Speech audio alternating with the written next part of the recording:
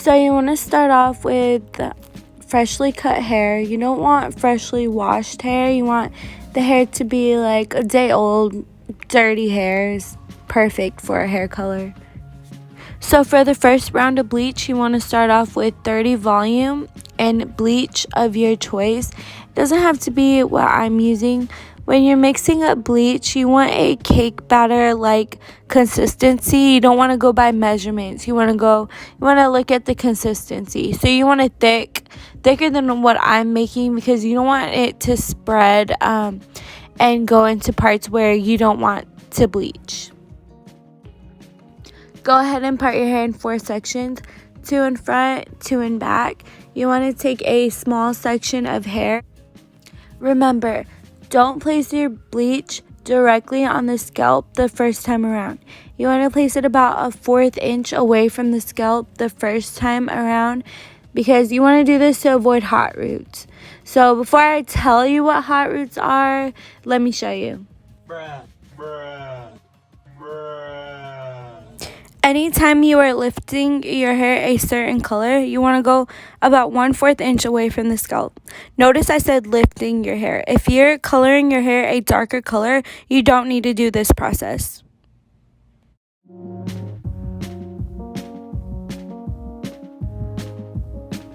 When you get to that 1/4 of an inch line, you want to turn your brush over and flick the bleach out. The reason you want to flick the bleach out is to avoid the line of demarcation. Just for reference, this little band here, this is what I mean by you want to avoid the line of demarcation. You don't want to see it. So that's the reason why we want to turn our brush over and flick the bleach out. Now's the time you want to apply the bleach to the roots in the back.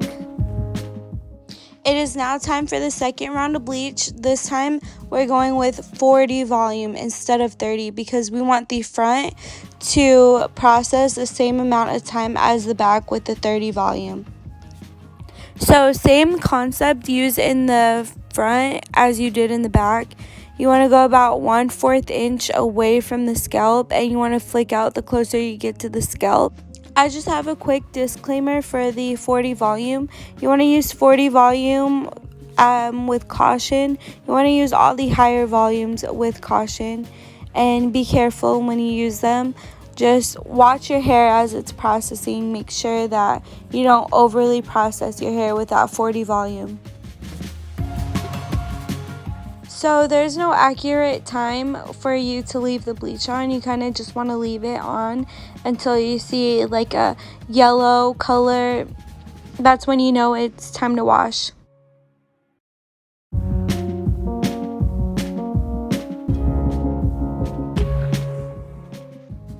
So as you can see here, I went about 1/4 inch away from the scalp with the bleach. So you want to let the bleach sit and process for about 15 minutes or until it gets to that yellow-orange color. And then you want to go back to the scalp and apply the bleach to the scalp in the front here. So as you can see, I took my dark outgrowth and I made it to this yellow color. It's pretty even all around.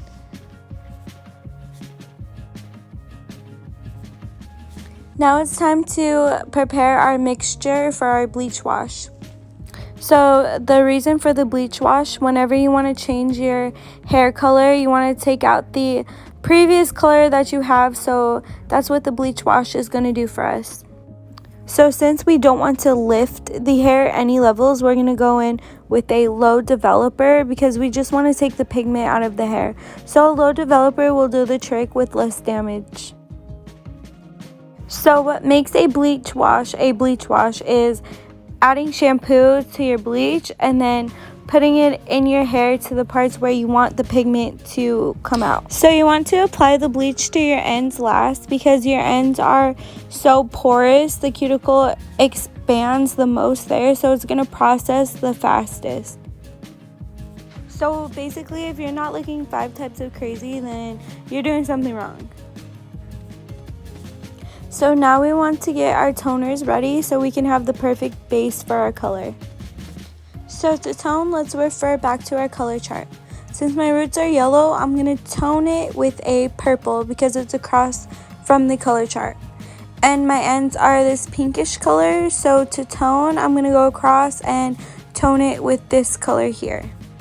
So whatever results you got, you want to circle it, go across from the color chart, and that's how you'll tone it out for the perfect base underneath your color. So to tone, we're going to need to take our purple shampoo and apply it to the yellow top, and take some regular shampoo. We're going to make our own bluish green toner, so it's like a bluish green color. We're going to mix yellow and blue and make that color, make that unique toner. If you want to get an ash or a green, that'll cancel out the red too. So we're going to leave it in until we see the process of the hair neutralizing itself. You want to start with the purple on the yellow first. I didn't, but I'm just telling you guys, I wish I did.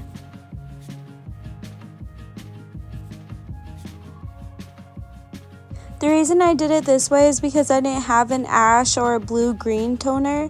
So I always keep red, yellow, and blue and mix whatever toners that I want into the shampoo. And then just shampoo it out, dilute the color. I don't want it to be green, but I just want the tone of it.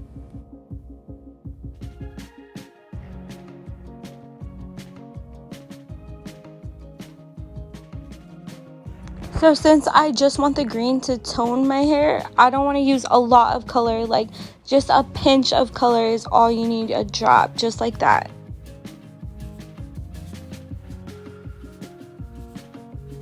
You want to start off by taking your toner where the pinkish red is really dominant, so where you see a lot of it.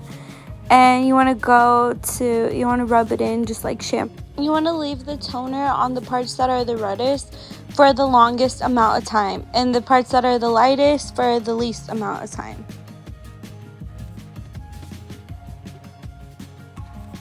So I'm only going in with the green on one side of my hair because the other side I want pink, so that's okay if that's the underlying color. If your hair isn't at the level that you want it for your first bleach wash, you can always go and do a second bleach wash. I would only recommend 2 bleach washes in one sitting. You don't want to do 3, that's a little bit too over the top.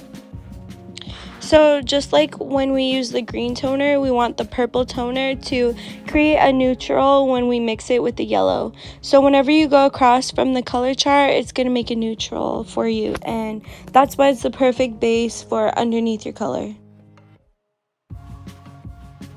Every single girl out there does this at least 2 times a day in the mirror at herself. You want to keep an eye on your toner and check it every 5 minutes until it's a neutral color, until you got as much of the red out as possible.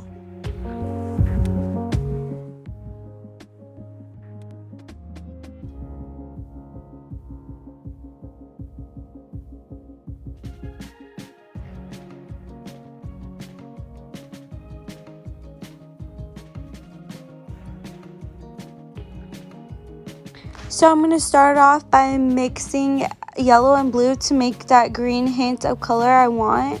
I want like an emerald color, so it has like a green hint. And then I'm going to empty out the bottle of blue color along with this green that I'm mixing.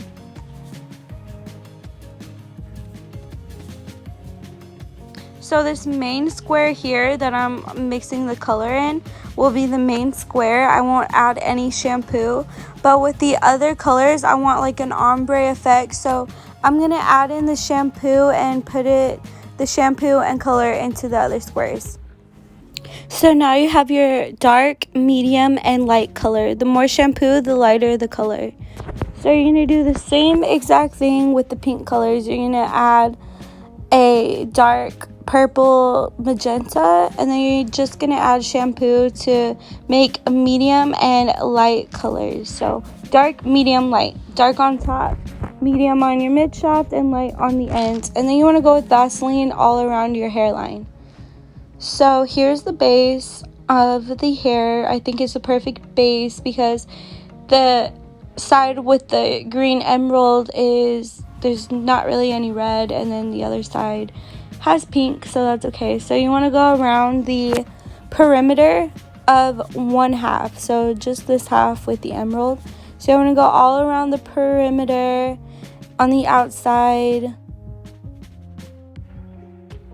So in the back here, we're starting off with the dark color, and then we're going to apply that all to the root of the head, to the scalp.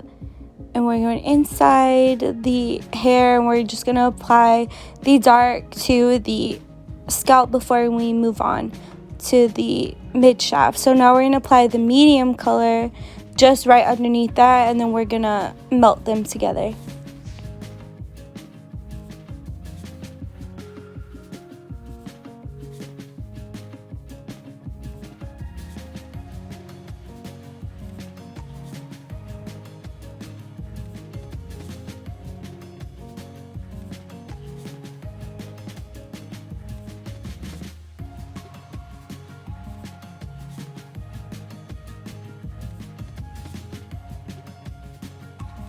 Then you want to go back and apply the lighter colors on the ends. So before we apply any color to the front, we want to make sure that our line is where it wants to be. I didn't do mine completely straight because I never wear my hair completely down the middle. So I just wear it as natural as possible. I didn't care if it was exactly in the middle, but you know, to each his own. If you want it in the middle, go ahead and do it that way.